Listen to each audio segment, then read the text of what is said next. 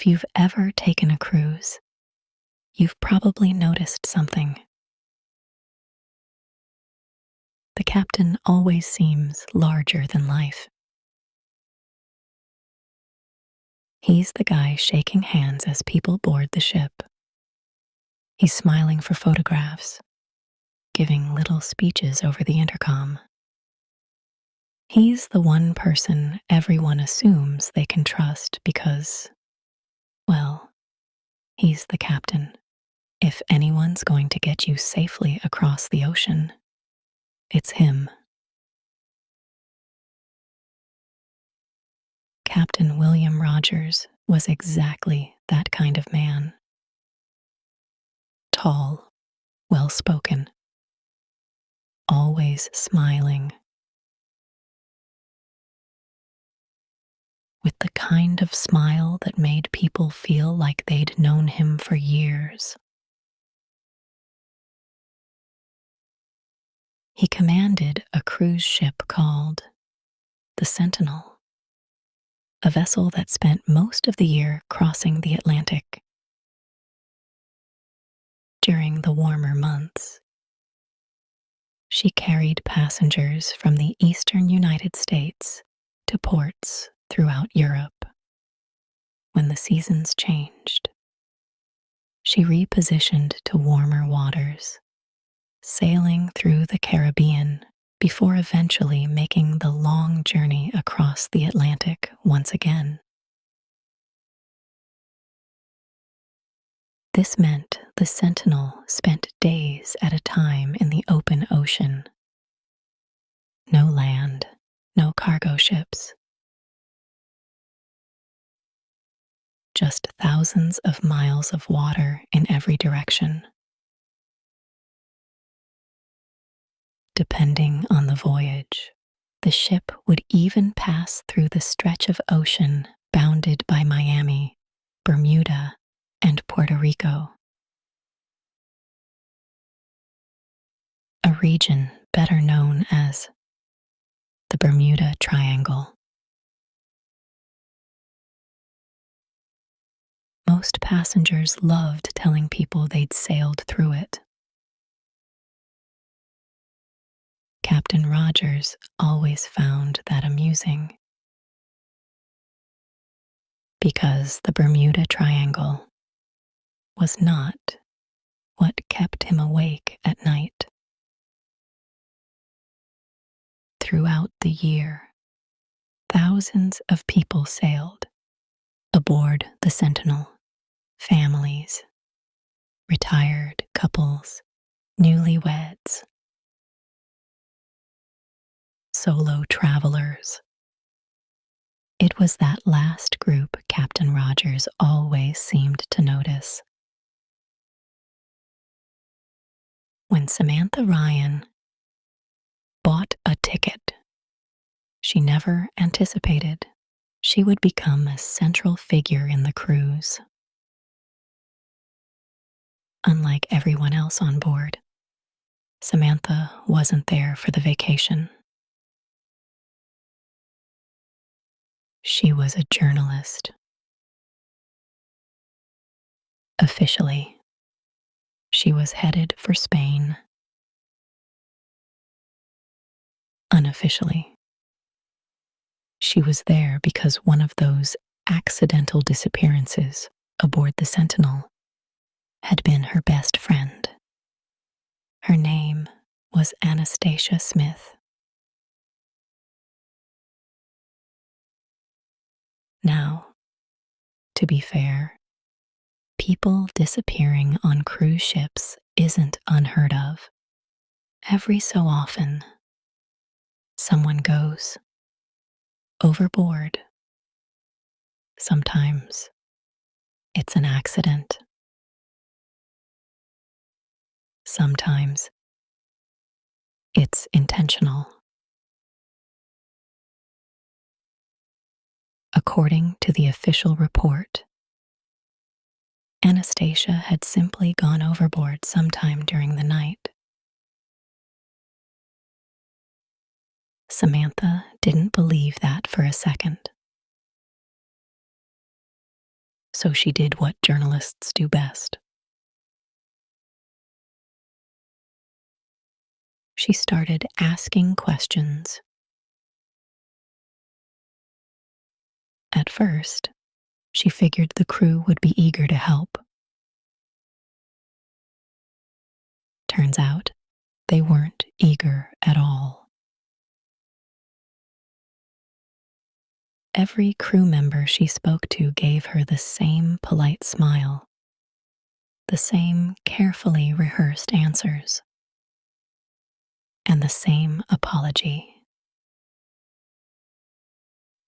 "I'm sorry, ma'am. I can't discuss that."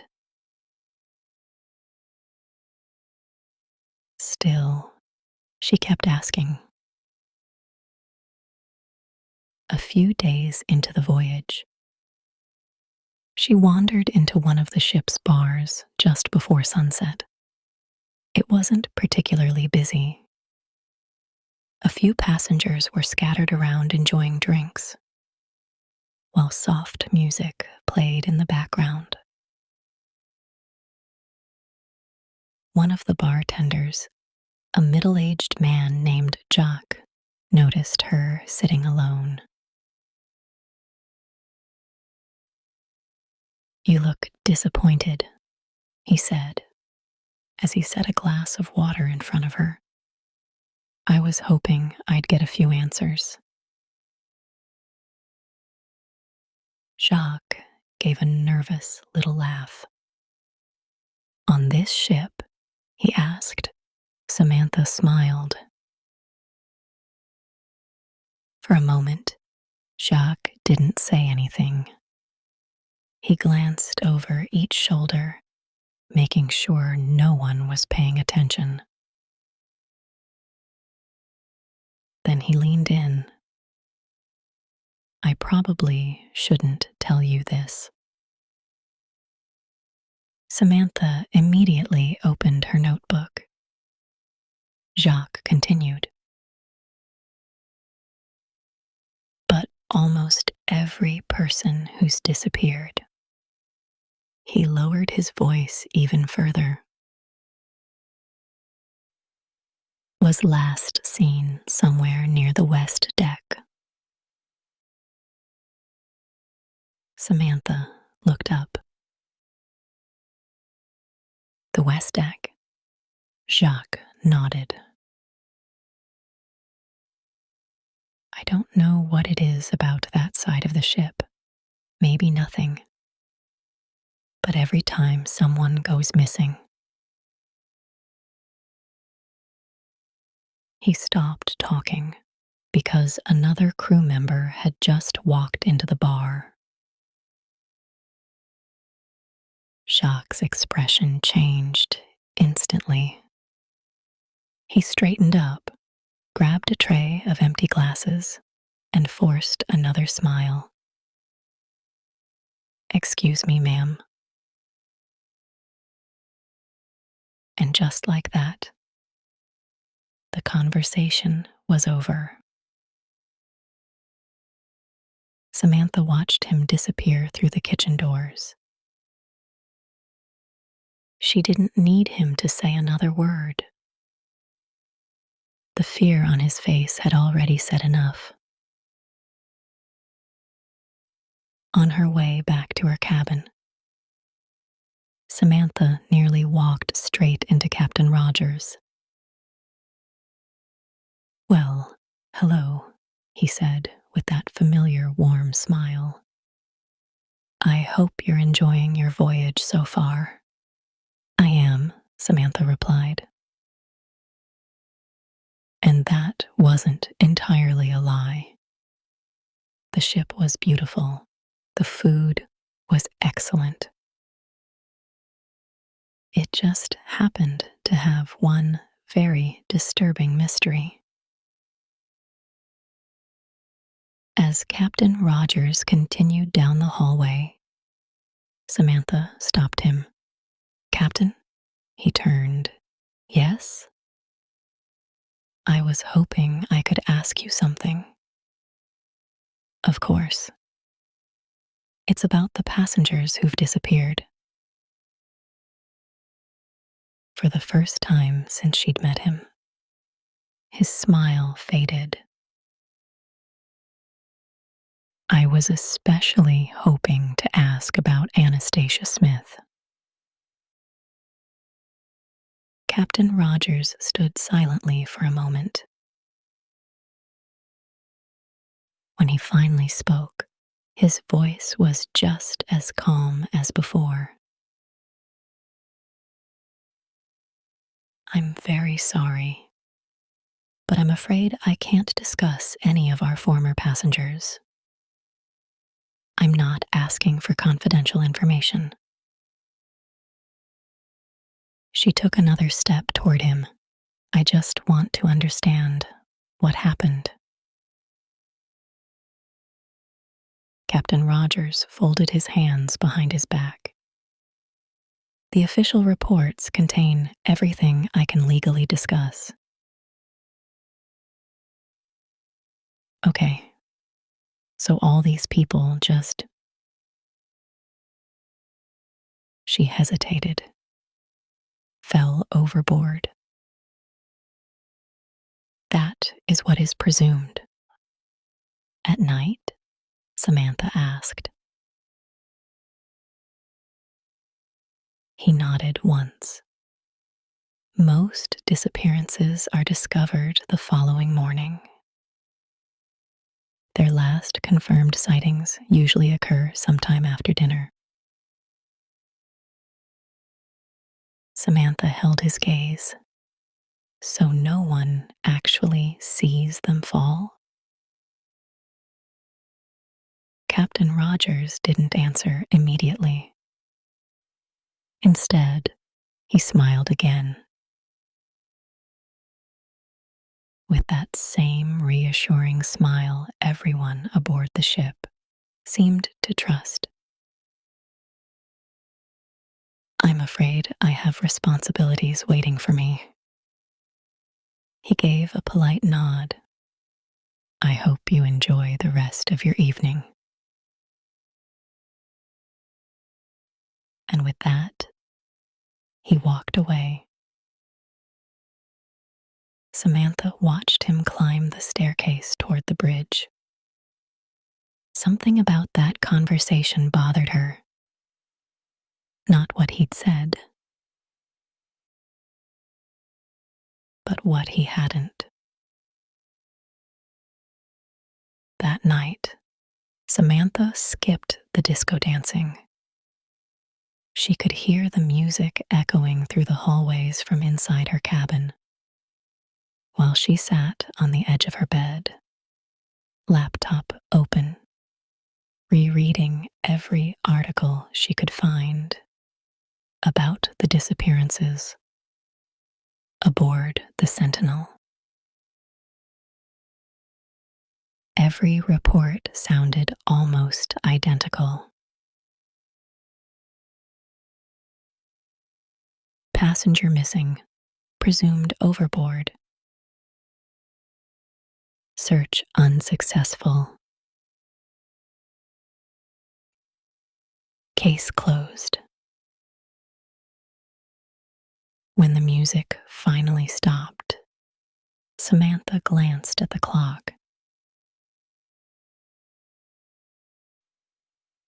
It was 2 a.m. She slipped her jacket on, quietly opened her cabin door, and made her way through the silent hallways toward the west deck.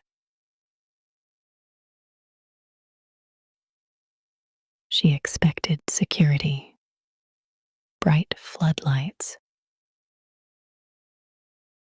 maybe even surveillance cameras pointed at the railings. Instead, the west deck was almost completely dark. Only the moon lit the ocean, which made absolutely no sense. If this was where passengers supposedly kept falling overboard, why wasn't it the most heavily monitored place on the entire ship. Samantha stepped closer to the railing. The Atlantic stretched endlessly into the darkness, calm, silent, beautiful. Then she noticed someone standing high above on the bridge. It was Captain Rogers. He wasn't steering the ship. He was simply watching the water. Samantha instinctively stepped back into the shadows. She had no interest in explaining why she was wandering the deck at 2 a.m. She waited until he looked away. Then she continued walking. A few seconds later, she noticed something moving beneath the surface. It was not a wave, not a whale either, but something much larger. The water rolled upward as though an enormous shape had passed just beneath it. Samantha froze. She leaned over the railing, trying to get a better look. Then the ocean exploded. The water surged violently, sending waves crashing against the side of the Sentinel. She stumbled backward. And then everything went silent. The waves were still crashing. She could see them. Spray burst into the air. The ship rocked beneath her feet, but there wasn't a sound. Her heart began pounding. She frowned and spoke aloud. "Hello?" "Nothing." She couldn't even hear her own voice. A chill spread around her. The air itself felt heavier, making it hard to breathe. Every instinct she had screamed at her to run. She turned toward the nearest doorway. The darkness behind her shifted. But before Samantha could take another step, she was gone. Captain Rogers never moved. From the bridge, he watched the empty stretch of deck where Samantha had been standing only moments before. He closed his eyes, lowered his head, then let out a slow, weary breath, and walked back inside.